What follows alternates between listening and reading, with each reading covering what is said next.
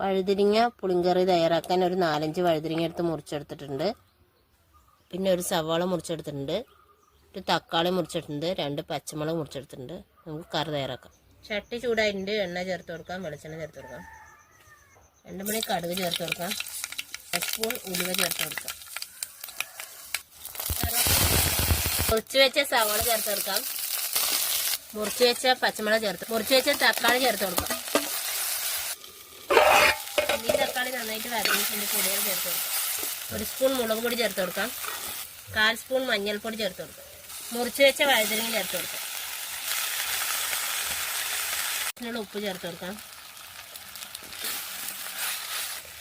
ചെറിയ നെല്ലിക്ക വലുപ്പത്തിലുള്ള പുളി പിഴിഞ്ഞ് ചേർത്ത് കൊടുക്കാം. കുറച്ചുകൂടി വെള്ളം ചേർത്ത് മൂടി വെച്ച് വേവിച്ചെടുക്കാം. പുളിങ്കറി റെഡി ആയിട്ടുണ്ട്.